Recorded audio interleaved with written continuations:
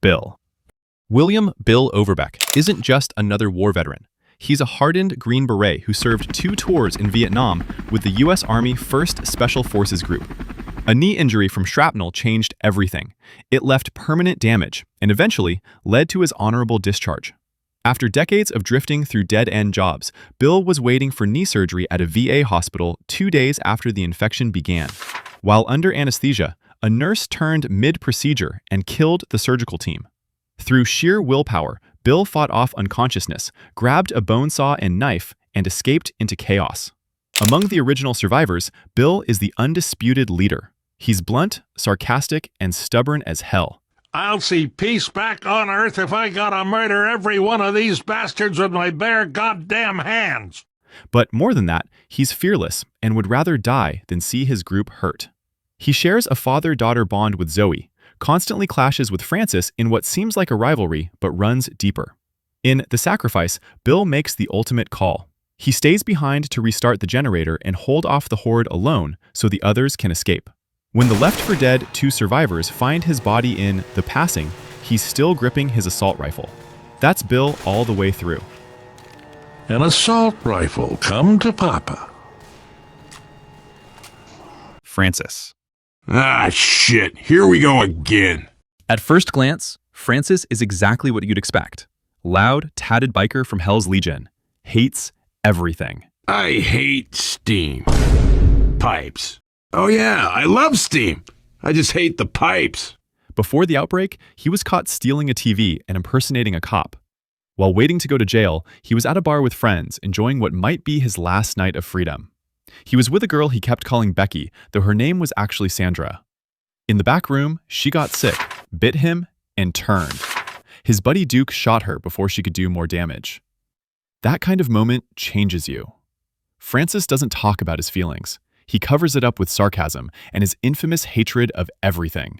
Hospitals, stairs, vans, pretty much anything you can name. But weirdly, he seems to be enjoying the chaos. It's like the world finally matches his energy.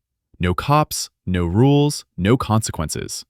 If it wasn't for the zombies, Francis might actually be having the time of his life. Merry Christmas. Despite his tough exterior and constant bickering with Bill, there's a hidden respect between them.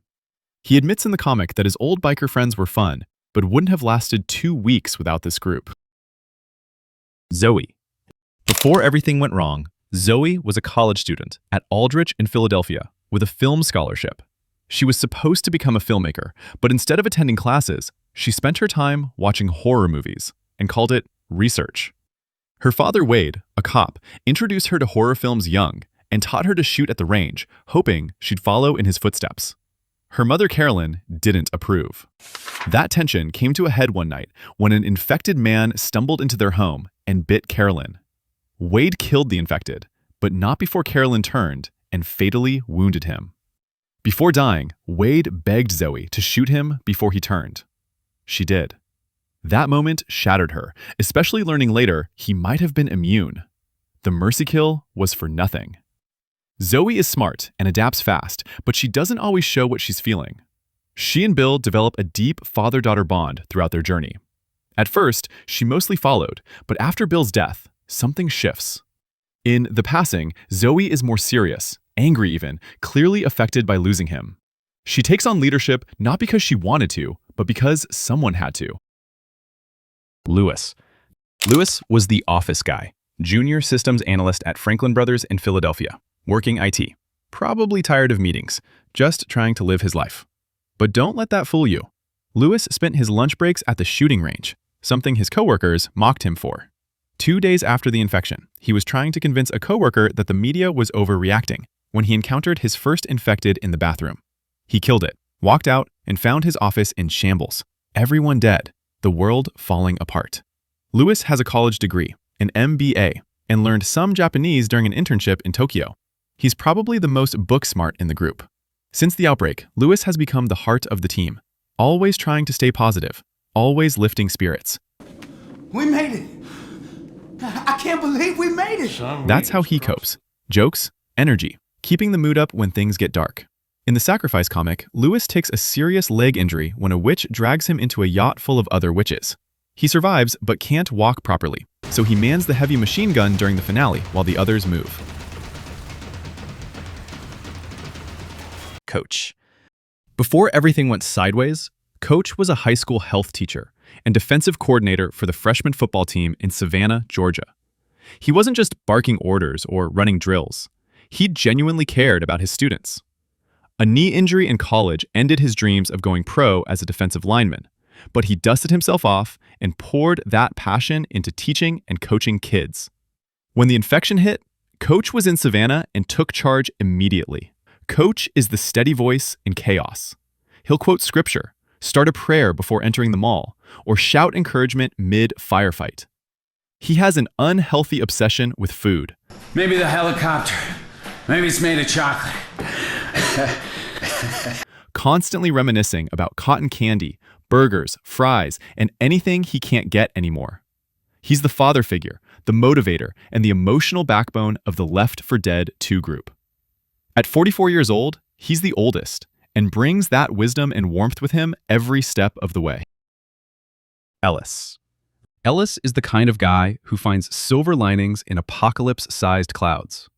Before everything collapsed, he was a mechanic in Savannah, good with tools, full of energy, and always telling wild stories about his buddy Keith. My buddy Keith. Me and Keith, I ever tell you about the time Keith and I made fireworks? Tell you about the time my buddy Keith got married?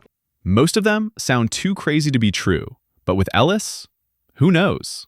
He's got a goofy, cheerful personality that makes it easy to underestimate him. But when things get serious, Ellis steps up. He's clever in his own way, building, fixing, thinking fast. At 23 years old, Ellis is the youngest of both survivor groups. He's the little brother type, quick to call everyone his friend and the most emotional when someone dies.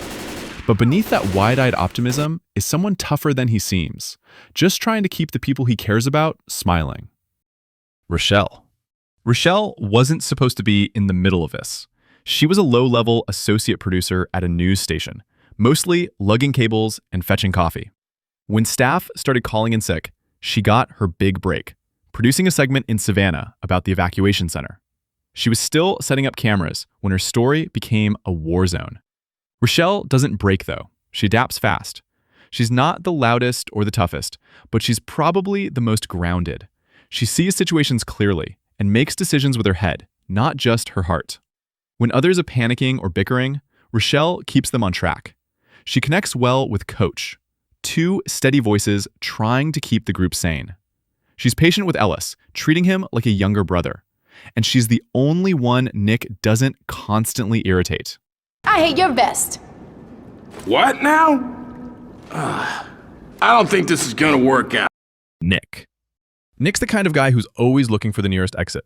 Sharp suit, sharper tongue, and a past full of things he doesn't talk about. Cons, gambling, maybe worse. He was just passing through Savannah when the infection hit. Wrong place, wrong time, and Nick's been mad about it ever since.